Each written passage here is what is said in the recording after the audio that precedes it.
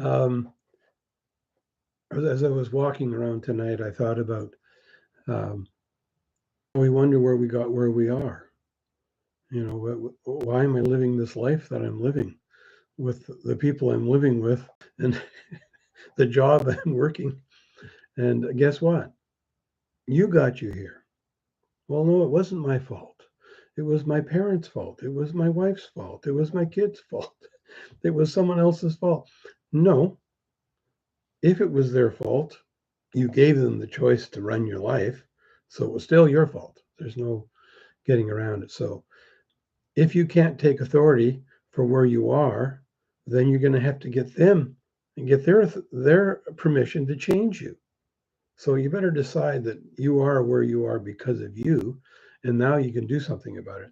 If it was because of your dad and he's long gone, you're stuck. Okay. So no, you are where you are because of what you've been thinking, the things you've been looking at, the things you've been doing for years. And now you're wondering, how did I get here? Duh, you got yourself here.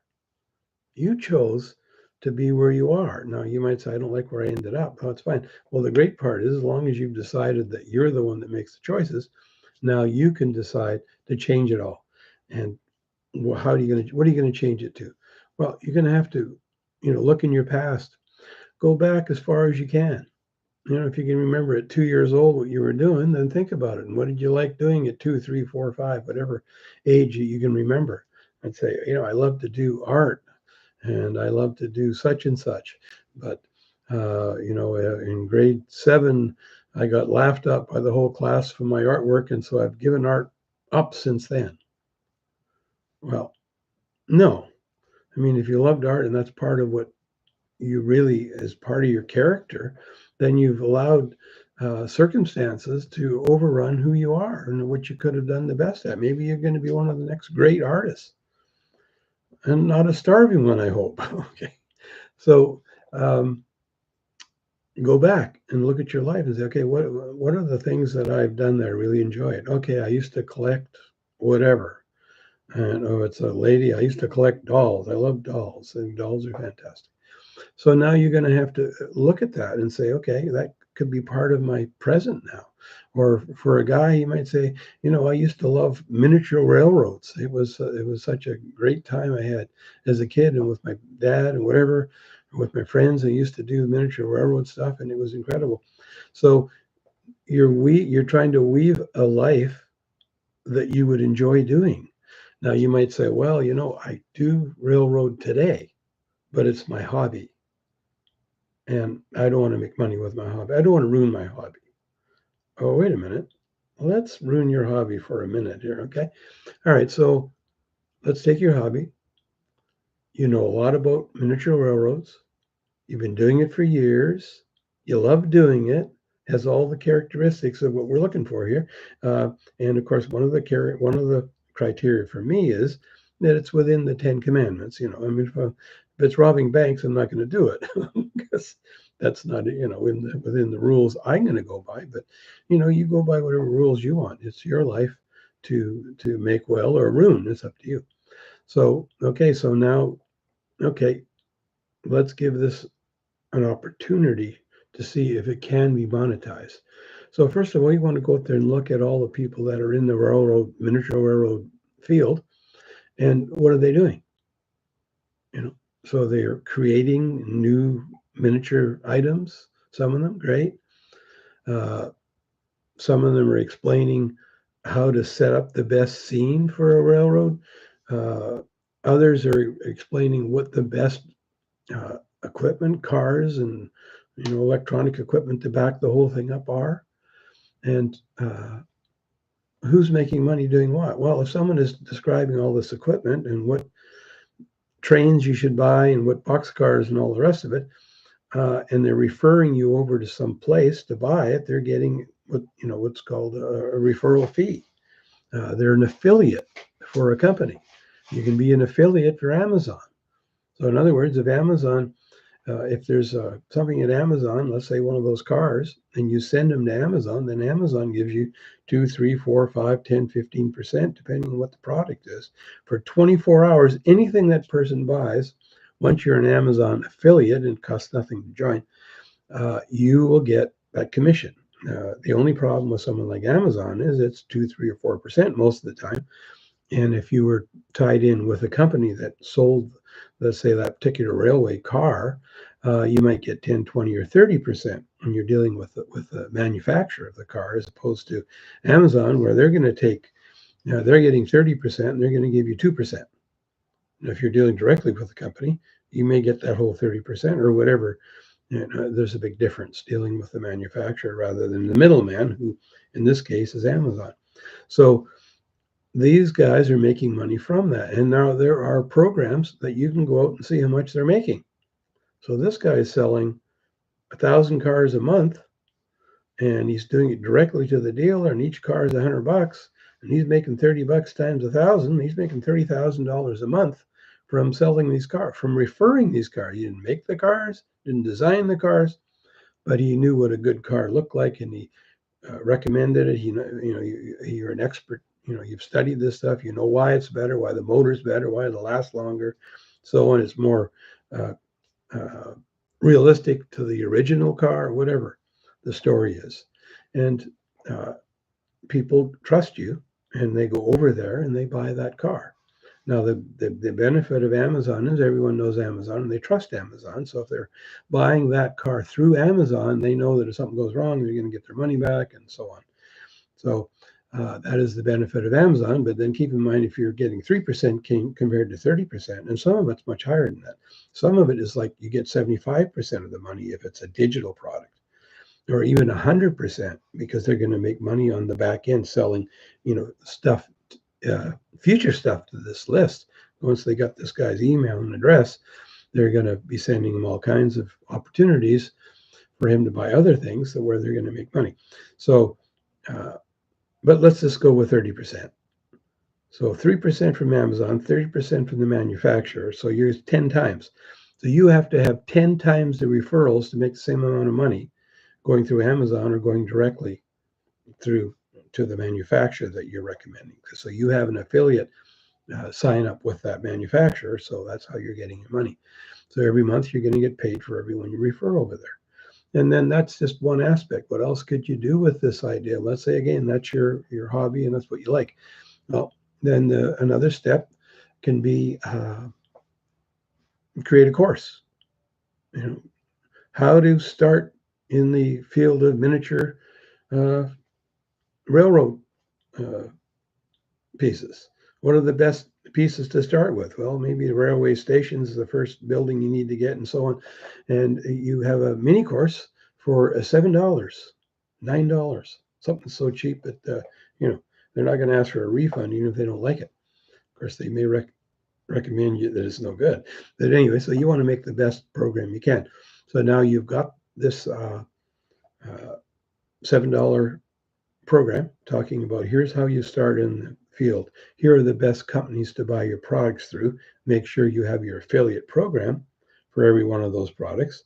So I say, here's the best place to buy miniature buildings. And of course, you've got your affiliate link, and they click on it. It saves your link with that company. So if they do buy something that day, you'll get it. Now, here's one other advantage of the really good affiliate programs. The best affiliate programs, once you refer someone to them, they give you lifetime affiliate commissions. Doesn't matter if someone signs up a year later or 10 years later, as long as that person keeps buying from that company, you are going to get your 30% commission. Now, that's the real good ones. Now, Amazon is 24 hours, or at least that's what it was the last time I checked. So you send them over there and they buy it 2 days later, you get no commission. Where the good affiliate programs may have 1 year, 1 month, 10 years, lifetime. Of course, lifetime's the best. So if you can find companies that'll give you a lifetime affiliate and their commission is high, now again, you have to look at that and say, okay, the lifetime guy is only going to give me 10% commission, and this other guy is going to give me 30% for a year. Well, is it more important to get your money now or later? I like my money now. So I would tend to take the 10% because I'm thinking they might not be here next year. Maybe they're going to be on some new hobby, and then I don't get any more commission. So I tend to, look at it that way. But if you've got that long-term vision and you're willing to wait and take less money, you'll probably get more money in the end. But we don't know. And you'll find out. You might not. So what else can you do? You could do live shows, podcasts. You could have question and answer periods and charge for this. Have a seminar, and they're going to pay $100, and you're going to do it every week for a month or something, for 1 hour, every week, and you're going to explain the latest breakthroughs in technology in this field, because there's breakthroughs everywhere. The latest, best equipment and so on. And have a question and answer period, maybe interview other experts, that are already in the field that would be glad to come on the show. They'd like to get some exposure. And, maybe you can do a deal with some of those experts. Say, okay, look, John, you're an expert on making your own steam engine. Let's do a course together. I'll provide the people, and you're going to provide the expertise, and we'll do a training on it, and charge $200, and we split the money. And I'll set it all up. I'll tape you. You don't have to do anything. Just I'll create the program and get the people, and all you got to do is provide your face, okay? Your words and your face. It's not going to be too hard, for this expert. And a lot of these experts will love that opportunity, or you don't pay them anything. Some of them just love to come on and talk. So now you've got them, and there was no cost to you at all. But of course, now maybe they'll create that program, how to make steam engines, for the miniature railroad, and just help you do it and not charge anything and not want any money out of it.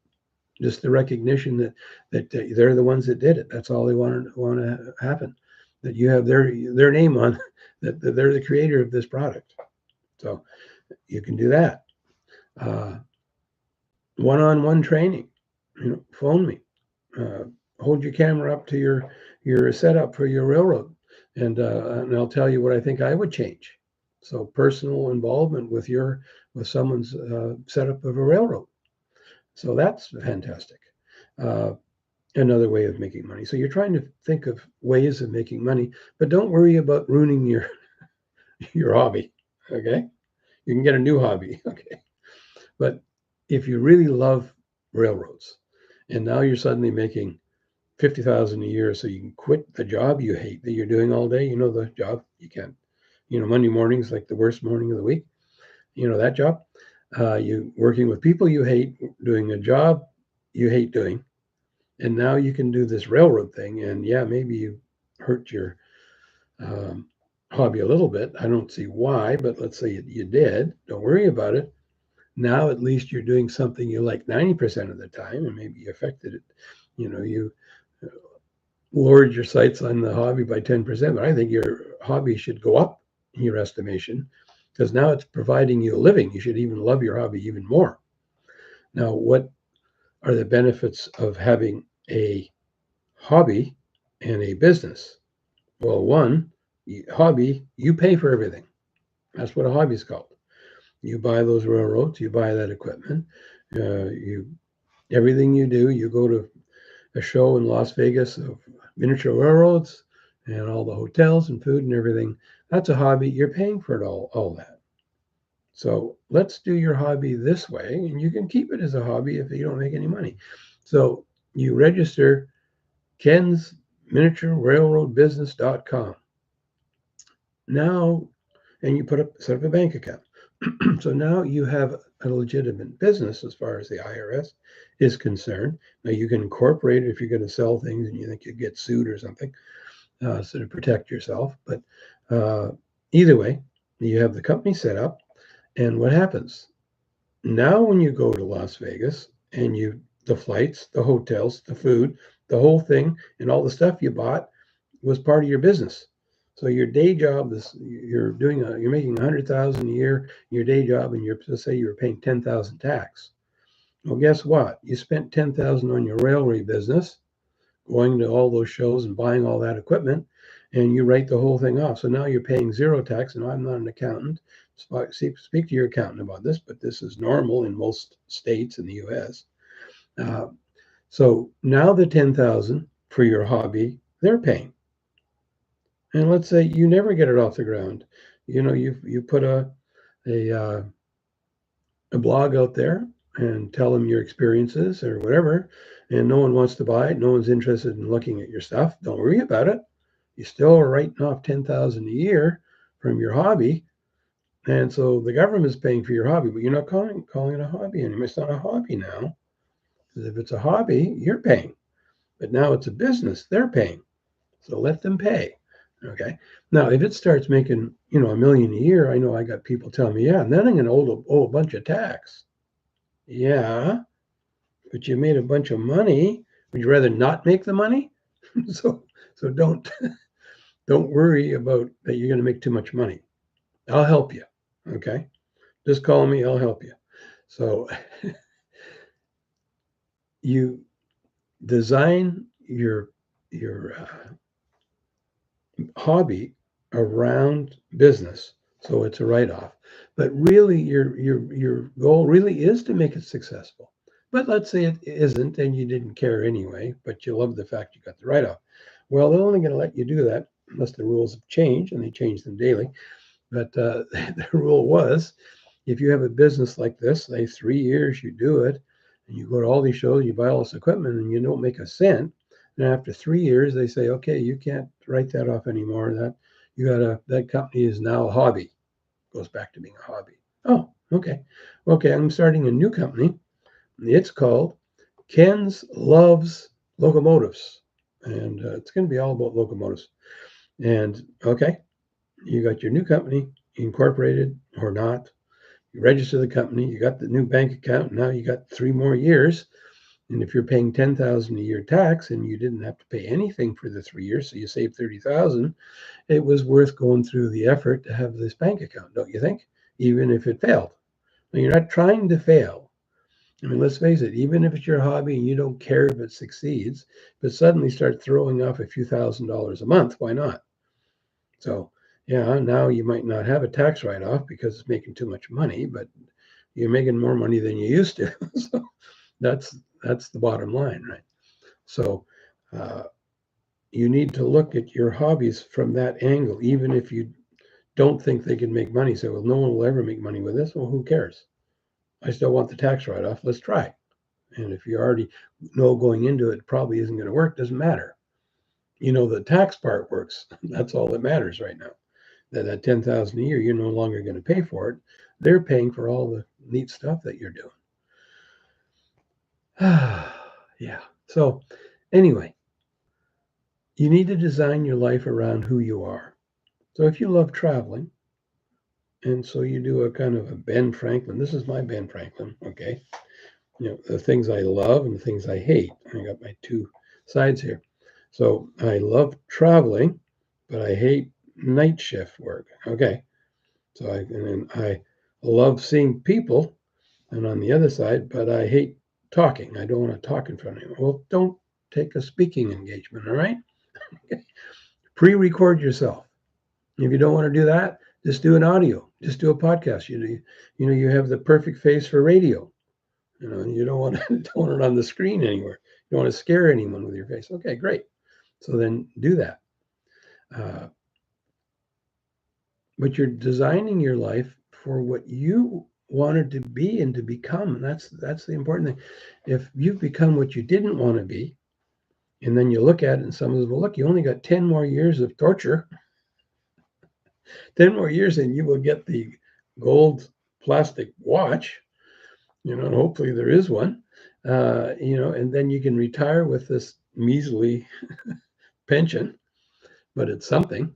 As opposed to during that 10 years, you could have done something like this, that you're doing the railroad, you love railroads, and you're making 100,000 a year, and you're creating your own pension. You're putting your own money away, hopefully. Putting 10% of everything, all the profits you made. So now you're making 100,000 a year, and you put 10,000 a year away, and then 20 years from now, you got $1 million in the bank or whatever, if you invested it right. But I'd probably be investing in my own business because I know that makes money and I'm in control.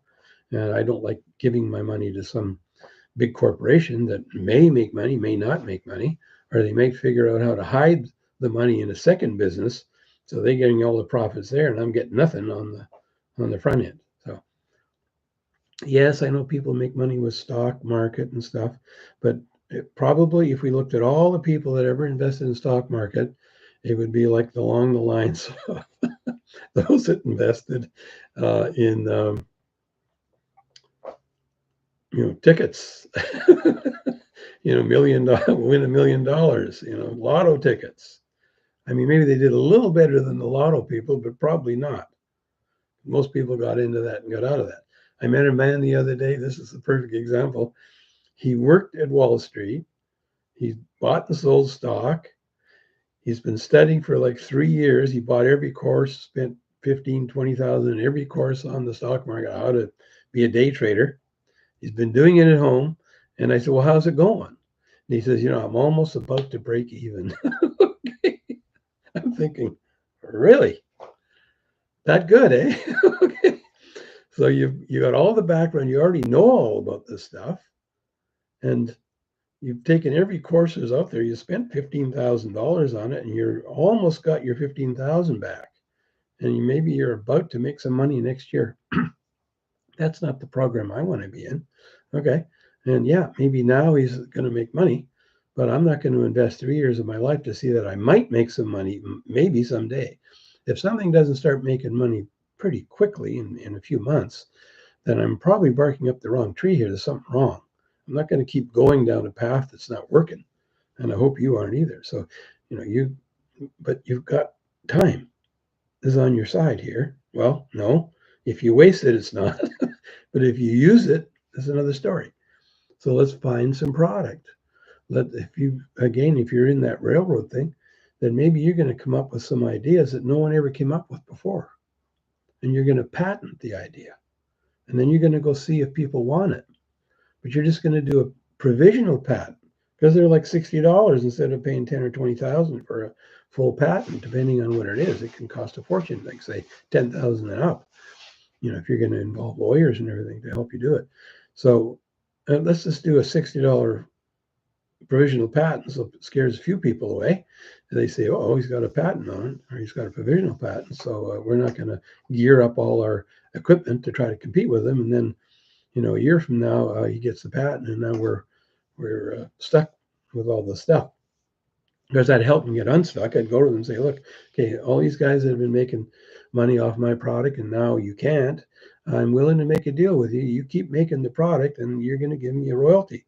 And, you don't have to scrap everything. I think even my enemies, I can make friends here. We can both make some money together. Yeah, you've been taking the benefit of my knowledge and my idea, but still, let's make the best of what we got here. You're already halfway there and you got the equipment, you're doing it. Let's have you keep doing it and just make sure I'm getting a 15% royalty or whatever thing you decide. 15% probably depends what it is. If it's a digital product, it's almost all profit. So you can be 50% of it. But if it's a product that only has a 10% markup, then you're going to be sharing 10%. So if you get 2% of it, you're happy. So it depends on what it is. So that varies. But the whole invention idea and area is fantastic. And one of the things that I like about doing it is testing a product before I spend a bunch of time and money on it. So I've got this product, and I've mentioned it once before. If you've seen some other videos, that it was for coins, and it's exceptional. I even went to the companies that sell software for searching for good coins, and they're $150 to like $300 the software. And talked to them, they said, "Wow, your idea is fantastic. If someone could do it, no one's doing it." All right, okay, so that's a good push for me. But again, they're not buying my product yet, so maybe that's just hype. That I have an indication that if they thought it was good, it's probably good. So now I turn around and I do a 3D microscope, and what the product's going to look like, or somewhat along the lines of how it's going to look like. And here it's going to discover all these coins that other softwares do not discover. And would you like, if you put your order in here and they're normally 150 to 300, I'm going to charge 300 because mine does incredible stuff that none of them do. So I want $299. So, okay. So they click over to the charge card. Now I haven't made this product yet. I've just got it off the ground. I've already priced it out, and I have someone that's going to create the technology to do it. That's say $10,000. And but I haven't taken that next step because I don't want to spend a bunch of money on something that no one wants. Okay. So now I have enough people that click over to the charge card that usually if they click over there, 80% of them we're going to buy. Okay. Some of them just click over there for whatever. But let's say, I don't know what the norm is, but let's say it's 80%.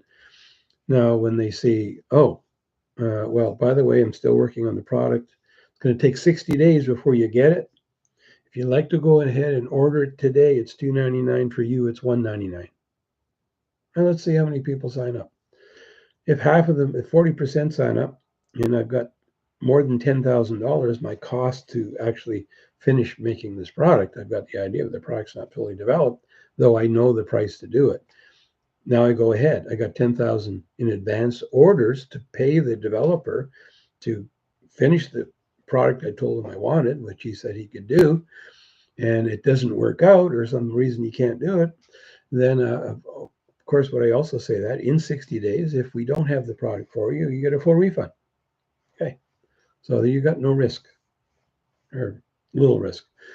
And 60 days from now, I've paid the 10,000, got the product going, and away, and we're take off. So now I'm going to promote this product. And now I might do 2 or 3 ads to see, okay, the first ad I got, I paid $500 and I got $1,000 in orders. It's not great yet, but let's keep going. And then change the ad a bit, and now I get 10,000 in orders. Okay, ding, ding, ding. This pays for the whole project to get off the ground. I'm going to go ahead and do it. And you go ahead and develop it. Now, some people think, well, that might be the unethical, blah, blah, blah, blah. Whatever. If you don't want to do it, don't do it that way. Here's another way. So now you go to something like Kickstarter or Indigo, and what they're doing is you're advertising a product. You're telling them that it is not fully developed yet, and you need their money to finish it. And you need to raise, and you set the amount you need, say $10,000, and you got 30 days for people to come up with 10,000 with Kickstarter to support your product, and they can just send $1 because they'd like to see it happen, or $5 and they get their name mentioned, or $25 and they get a T-shirt, or $300. Well, you're going to sell for $300 but for $199. If you donate $199 towards the project, you will get one of the first deals off the line.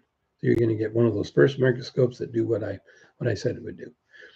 And now, you've set it at 10,000. You know that you're not going to bother with it if it doesn't pay for itself, and you get 12,000.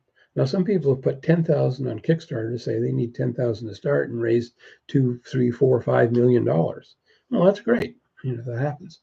But if you at least raise 10,000, you've got something new, and now you can turn around and do whatever you want. Now you can be in the manufacturing business at this point, or you can go to the coin companies that have been selling this product for years, and they've got 1 million customers, and say, look, I want to do a deal with you, or I want to sell this to you, or I want to, do a royalty. I'll give it to you, and I'll take a royalty of 5% or 10% or whatever the market will bear for that particular product. If there's a lot of physical in the microscope and all these physical parts, that's different than a digital product where the cost is, once you make it is, 1% of the price, where maybe in this case it's 50% of the price to make the product because of the physical part, the microscope, and then the software is the other part. So in that case, you're not going to get the same commission. I mean, maybe they're going to give you 5% or something, but whatever. So now if you don't want to be in the coin business, this software business, you can sell the idea to a company that's already doing it. Or if that doesn't work, just go start your own thing and do it, if that's what you want to do. If you want to, but maybe you're an inventor and you just want to go on to the next invention. So you make a deal with them. They're going to give you 10,000 up front. You're excited, and they're going to give you 5% of everything they sell. And they normally sell their software package, the one that they sell for 300, let's say. They sell 100 of those a month, and now they're going to sell 200 a month because of your innovation, and you're going to get 5% of $300, which is $15 times, if they did 1,000 a month, well, figure the figures. You're making tens of thousands of dollars, plus you made 10,000 up front, and go into your next innovation if you're the inventor type. Or if you're the type that says, no, I'm going to hire a manager, I'm going to set this whole thing up. I've already got someone in the wings, and that's a good idea too. So you've already got someone that has run a similar business and has been very successful, would like to come in as a partner with you, or maybe just as your manager, and they're ready to start tomorrow, and boom, you start your own thing. But if you can convince someone that's already got tens of thousands of customers to do it, that may be an easier way, but the other might make more money for you in the long run. It depends. You just have to look at it and say, what's more important to me? What would I rather do? And do it. And with ideas, you come up with an idea, again, like with this coin thing, you may not even test market it. You might go right to those that sell this kind of equipment and say, sign this non-disclosure, non-compete agreement, and let me show you what I've got, because I think it'll make you a fortune. And they sign it and they look at it and say, yeah, okay, we'll take it from here, and we'll give you 10,000 right now, plus whatever, 5% of everything we sell. Now you want to make sure they want to sell it, because they might just buy it and then put it to bed because they don't want any competition and they don't want to develop it. So say, okay, that's fine. You give me 10,000 up front, but I want a minimum of 10,000 a year or 20,000 a year in case you decide to, sideline this thing and not do it and just take it off the market. And now all I get is my 10,000 up front. So now you're going to pay me 20,000 a year till you get around to doing it. And maybe it's worth it for you to still not use the product and pay me the 20, which is fine with me. Made 10 and 20 a year for 10 years. So I made 100,000 there, 10,000 there. I'm happy. And I worked on 10 other ideas after that I made even more money on, because now I got a reputation for coming up with ideas. And maybe for the coin business, particularly, they're all going to be interested in what I got to say. So if I can come up with a new concept for that field, and I already came up with the latest breakthrough, all kinds of companies are going to maybe want to have me on staff or something, or on a retainer. And we're going to pay you 100,000 a year. Just make sure you run every idea that you have by us first, so we have first dibs on it. And if we don't want it, then you can sell it to whoever you want. All right, you're getting me 100,000 a year retainer, okay? Or no, I want 200. I want more. You have to figure out, well, what will the market bear? That's what it is. We're always looking at that. And how else to develop your ideas? The other route, okay, here's another route with this. So you've got that, you ran your test, you've got buyers. And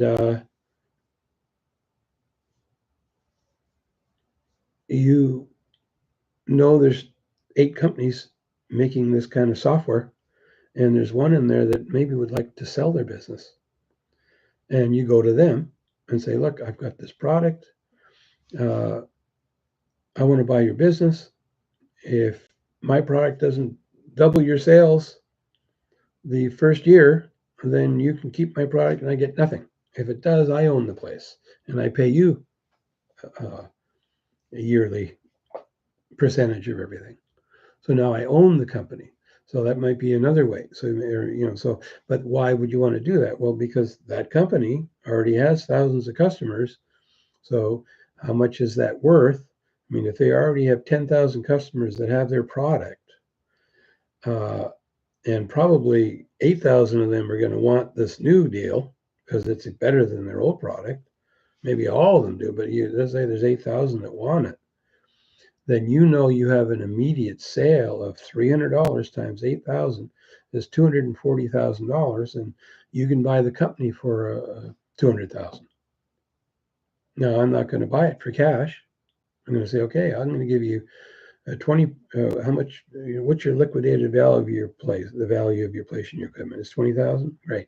I'm going to give you $20,000 or $30,000, and then I'm going to pay you $10,000 a month till it's paid off. And you say you want X, and I'm willing to pay it. So you make some kind of deal. So you're getting owner financing is what I'm getting at.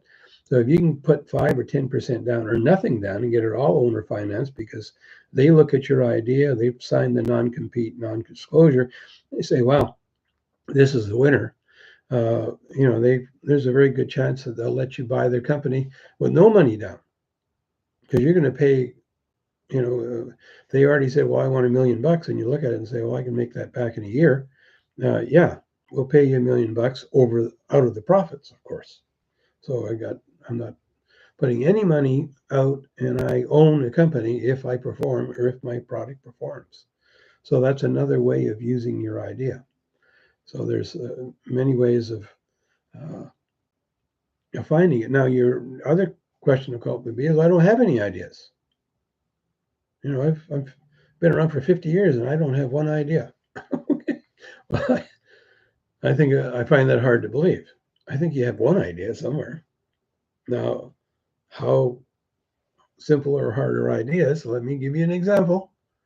A friend of mine, quadriplegic, he drives his car. He's got a ramp and he has to wheel himself up. He doesn't like an electric wheelchair, so he does a manual one. So it's really hard to push himself up into the car. He said, well, look, what we need is he went to the manufacturer where he bought his equipment and said, hey, I need a pulley that pulls me up in the car when I have no one to push me up there or whatever.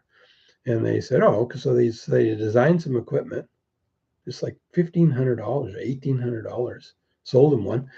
And he takes a hook, hooks it on the front of his wheelchair and pulls him in. Now, could you have thought of that, or could I have thought of that? Yeah. I mean, it's not, this is not brain surgery, and they're probably selling hundreds of thousands of dollars with these at $1,500 each across they're a national company. How much do you think they're making? Now, if he would have did a non-disclosure, non-compete agreement, and then said, hey, I got something to show you, and they signed that, and he showed it to him, and they wanted to do it, he could have been making commission off that for the rest of his life and his kids' life and their kids' life or whatever. In this case, he doesn't have kids, but there could have been a legacy there, put it that way. And just other ideas, they say, well, I'm like the 1890s or something, the head of the patent office says, we should close the patent office. Everything that's worthwhile invented has been invented, and there won't be any more. Well, I think he lost his job. Or he should have. So wrong, and wrong. No, there's more ideas and more inventions and more patents now than ever in history. But just to go to another simple thing, okay? Here's someone at 3M. They're trying to figure out a glue, okay? They're going to want to glue two pieces of paper together without damaging each, and it's permanent, doesn't come off. And he keeps coming up with this glue, and when he sticks it on there, it peels off. It doesn't do any damage like they wanted, but it does not permanent. It peels off. And it takes some days and weeks and months. Finally, someone says, well, wait a minute. Why couldn't we call that Post-it notes and that glue that we accidentally figured out? It could make us a fortune. And it did.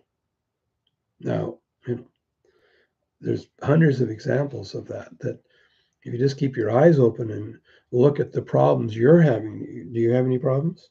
Yeah, you have a bunch, right?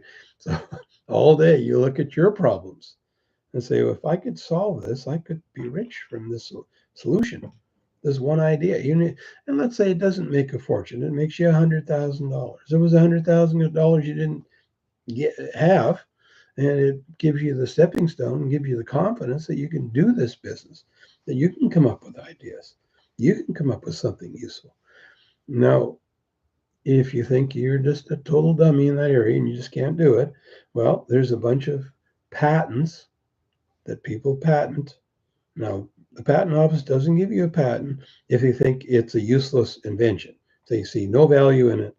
So anyone that got a patent, the patent office, and they maybe know more than you or I, they can see there could be some commercial value in you. They don't know what it is, but they could see this something that looks like it could be worthwhile. So now you go back and look at patents 5-10 years old. Okay, let's see what patents there are, and is the technology today make those patents viable? Because maybe 10 years ago or 5 years ago or 2 years ago, they weren't viable. It was costing too much, or the technology wasn't there to take advantage of this patent they've got, but now it is. So you go to that owner that came up with this idea 5 years ago and say, look, I'd like to buy your patent. How much would you like to sell it? I mean, he's saying, well, look, I paid $20,000 in this thing. I got nothing out of it. Well, tell you what, I'll give you $2,000 for it, because you already know what you're going to do with the patent, and you know it'll apply. And maybe you've already done some test advertising to verify it. And he says, yeah, okay, it's sold. Or no, I got 20,000 in this. I say, okay, let's do it differently then. Let's do this. You've made nothing, right? You're going to give me the patent, and within a year, if I don't give you your $20,000 that you put in it, then you get the patent back, and we part as friends. But it's going to make hundreds of thousands. So he says, yeah, great. So now you bought it. Or no, I don't want to do that. I want to get commission off of it. I want to get a royalty off this thing. I put sweat and tears, years and years to get this idea going, whatever. No, I want a royalty. Okay, well, let's do it this way then. Patent will be shared with you and I. Okay. And I will pay you $20,000 the first year and 5% or 10% of all the profits for the next 20 years. So now you're going to get what you wanted. Of course, the patent's going to run out, and we don't know how valuable it will be then, but as long as we keep making money, you will be making money. And so they agree to that. So you've got you're not the idea person, but you're the promoter. So you've figured out how to use someone else's idea, and this is one way of doing it. And then there's all these universities that have had breakthroughs. And my brother, he did research, a lot of cancer research to cure cancer. And I believe he said to me that when they got close to something, business come along and take it from there. I mean, they know this is it, and they take it and they use it. And then they would go on and find other things to invent and do. So they got money or whatever. I don't know all the details there, but all I'm saying is there are universities across the country that have no interest in doing the inventions. They're just inventors. They come up with the ideas, and now they need someone like you to go run with it. And they say, yeah, look, yeah, you can take it over as long as if it makes X amount of dollars the first year and every year after that, then you'll own the patent. If you can't do anything with it, then it reverts back to us. So now you've got all those ideas, and they've spent who knows how much they spent to develop the idea, but you don't care as long as you can take it over and you've already figured out where it can make money now. Again, it could be a brand new thing they've come up with, but people haven't figured out the application yet. Let me give you some simple ones. Okay. Say, well, yeah, it's got to get real complicated. No. Okay. So here is Joe Cosman. Go read his books. I took his courses and visited with him. He was a great guy. Tough guy, but good teacher. He showed, like, 10 things he did, and they all made millions, every one of them. And this is back in the 50s, 40s. So like 10 million on every one of his ideas, of these ones he had. And one was a spray. And it was this company in the US had this spray for, he only sold it to postmen for stopping dogs. And that was his only clientele. And I don't remember the figures, but let's say it was 50,000 a year he was making back then, which was, good amount of money, selling to just postmen. He didn't sell it to any other meter readers. I don't know why. He just did postmen. Cosman looks at it. He's not an inventor, but he's a promoter, that's for sure. And he says, you know what? Let me take over your idea. You keep making the product. I guarantee you that you will make 100,000, double what you're making now. Plus, you're going to get commission on top, and you'll probably make millions over the next few years. Of course, the guy was smart enough to say, yeah. Oh, yeah, okay, I'll do it. So Cosman, takes the product, relabels it, something like spray for women when they're getting attacked by a man, mace, which has a little more bigger application and bigger bucks than what he was doing, like by the millions, and sold it to women for protection. Now, could you look at someone's product and do the same? Yeah, why not? I mean, how difficult was that, to see that picture? And then he was great, because if you got someone that didn't want to cooperate, then he had a plan for that, in which you could do the same. So at that time, yoga was big, and people were standing on their heads, and there was these headstands that you would put your head in and you'd put your feet up in the air. Maybe we should get one of those. But anyway, he went to this guy that had the patent on this product, and the guy was, again, let's say, doing 50,000 a year, and he said, "Look, I'll guarantee you 100,000 a year, and plus you'll get a commission, you'll make a fortune." No, I don't want it. Oh, okay, I'll give you 200,000. No, okay. So he took the guy's, bought one, took it, found that it had 4 patents on it, something like that. 3 patents had already expired or whatever. So this guy had the 1 patent that was left on it, and it was just for one part of the equipment. So he hired a guy to figure out how to make that part better, brought his own headstand equipment, and made millions on it without the guy. Could you have done that, or could I have done that? I mean, we can make excuses why we couldn't, but we're not talking brain surgery here, right? I mean, what he did was amazing. He took a product and just redeveloped it. So, what other ways, can we attack this problem of making money? And there's a bunch. Okay. But if you say you don't have any problems, then you haven't been looking, because let's face it, we have problems all day long. So I say we got problems getting our shoe on. So someone came up with a shoe horn, a long stick on it, so you didn't have to bend over. Now, I mean, that might have been a while ago, but it, it wasn't that long ago, the mace thing. So there's how many things right now that are in the shoe horn category that you and I could think and figure out that could make you money. So you just have to be looking at, what are my problems all day long? One of the problems I have is, I'd like to see a software that someone put together that I could just go to them and say, here's my idea, I want you to test it. And they have the whole thing structured already. And they say, how much do you want to spend on advertising? And boom, boom, boom. I don't have to figure all that part out. I just pay them $1,000 and they come back with the results and say, okay, we sold this amount and blah, blah, blah. And here's all the stats. You want to keep going? Yeah, you made some money. Let's do it again. Let's do it with $2,000. Okay, you do 2,000 advertising. They come back with all the stats. And boom, okay, I'm going to go ahead with this project. This thing is a moneymaker. Remember the test thing I talked about earlier? You do a creation, a dummy creation, and they go to order it, and then you let them know that it's not finished yet. So it's exciting. And these are just, I come up with ideas all day long like this, but a lot of original ideas that I didn't even think of, but as I talk, they come out.